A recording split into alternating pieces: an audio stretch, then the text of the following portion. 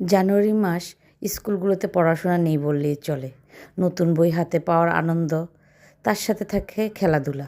জানুয়ারি মাসে বই পাওয়ার পরপরে কিন্তু শুরু হয়ে যায় খেলাধুলা, বার্ষিক প্রতিযোগিতা, বার্ষিক খেলাধুলা, বনভোজন, বিভিন্ন অনুষ্ঠান। এই ঘটনা কিন্তু প্রতিটা স্কুলে হয়। আদমজি ক্যান্টনমেন্ট জলসিঁড়ি আমার মেয়ের স্কুলও এই বছর, যেহেতু আমাদের প্রথম, তাই এই বছরের অনুষ্ঠানটা আমার জন্য একদম নতুন, একদম আনকমন। আমি চলে গেলাম আমার মেয়ের স্কুলের অনুষ্ঠানটা দেখতে। খেলাধুলা তো অনেক আগেই হয়ে গেছে, এখন পুরস্কার বিতরণী, সাংস্কৃতিক অনুষ্ঠান, ডিসপ্লে, মার্চ পাস্ট, আর সবচেয়ে আকর্ষণীয় বিষয় হচ্ছে যেমন খুশি তেমন সাজো।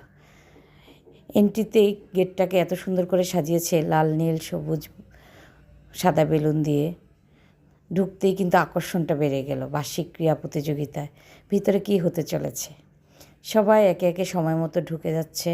আমাদের টাইম ছিল 2:15 থেকে অনুষ্ঠানটা শুরু হবে। তারপর একে একে ওদের শিডিউল অনুযায়ী, স্কুল থেকে যে শিডিউল দিচ্ছে, একে একে ওই শিডিউল অনুযায়ী অনুষ্ঠান। প্রথমে বেলুন উড়িয়ে প্রধান অতিথিকে সম্মান প্রদর্শন করা হয়েছে, মশাল জ্বালানো হয়েছে। বিএনসিসির স্টুডেন্ট, হাউস ভিত্তিক সব স্টুডেন্টরা মার্চ পাস্ট করে পুরো মাঠটা ঘুরছে। প্রতিটা বাচ্চার কাজগুলো এত সুন্দর ছিল, দেখেই বোঝা যাচ্ছিল না ওরা এত অল্প বয়স থেকে এগুলো শিখে গেছে। ক্লাস 6 থেকে ছিল মার্চ পাস্ট কম্পালসারি, যারা যারা পারে, খুব কম সংখ্যক বাদ গিয়েছে। আর অনুষ্ঠানের মূল অংশই ছিল যেমন খুশি তেমন সাজো। এই যেমন খুশি তেমন সাজোতে আমার মেয়ে অংশগ্রহণ করেছে শিশু শ্রমিক হিসাবে। আমার মেয়ে 3 বছর স্কুল লাইফে, 3 বছরে সে যেমন খুশি তেমন সাজো সেজেছে। প্রথম 2 বছর সে ফার্স্ট হয়েছে, এবছর সে লাস্ট হয়েছে, থার্ড পজিশনে আছে, আলহামদুলিল্লাহ।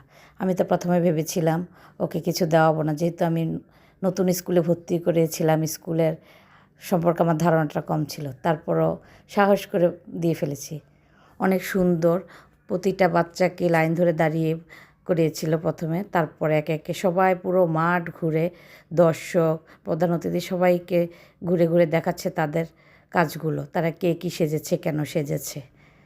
আমার মেয়ে শিশু শ্রমিক হিসেবে ঝাড়ুদার সেজেছে, ময়লা কুড়িয়ে ঝাড়ু দিয়ে অবসর সময় পড়াশোনা করে। আমি অনেক খুশি আমার মেয়ে এবারও থার্ড হয়েছে। আসলে আমার 2টা ছেলে মেয়ে খেলাধুলা একটু কম পারলেও অন্য অ্যাক্টিভিটি কিন্তু ভালোই পারে। যেমন খুশি তেমন সাজোর রেজাল্ট দেওয়ার আগেই কিন্তু শুরু হয়ে যায় ডিসপ্লে। প্রতিটা ক্লাসে, প্রতিটা হাউস ভিত্তিক এত সুন্দর করে বাচ্চাদেরকে প্রিপেয়ার করা হয়েছে। ওরা এত সুন্দর করে গানের সাথে তাল মিলিয়ে মিলিয়ে ডিসপ্লেগুলো প্রদর্শন করছে আমাদের সামনে। ডিসপ্লে শেষ পর্যায়ে এখন পুরস্কার ঘোষণা করছে, কেক কী হয়েছে। তারপর আবার হাউস ভিত্তিক রেস হয়েছে, দৌড় কম্পিটিশন হয়েছে, মোরগ লড়াই হয়েছে, স্কাউটের কিছু অংশ হয়েছে, ক্যারাটের হয়েছে। আলহামদুলিল্লাহ, সব কিছু মিলিয়ে পুরো অনুষ্ঠানটা অনেক সুন্দর ছিল। আমরা অনেক সুন্দরভাবে উপভোগ করেছি।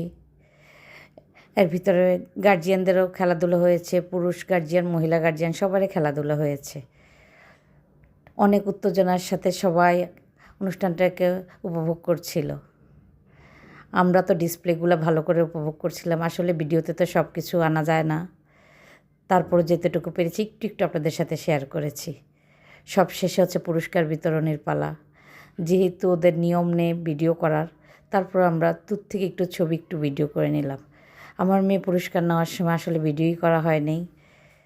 তারপরে এখন পুরস্কার দিয়ে এলো, আর ওরা বলল যে ওদের থেকে ওয়েবসাইট থেকে নিতে হবে। ও থার্ড প্রাইজ হিসেবে মেডেল পেয়েছে, থার্ড প্রাইজের মেডেল। আমার মেয়ে তো অনেক খুশি হয়েছে, আমিও আলহামদুলিল্লাহ অনেক খুশি।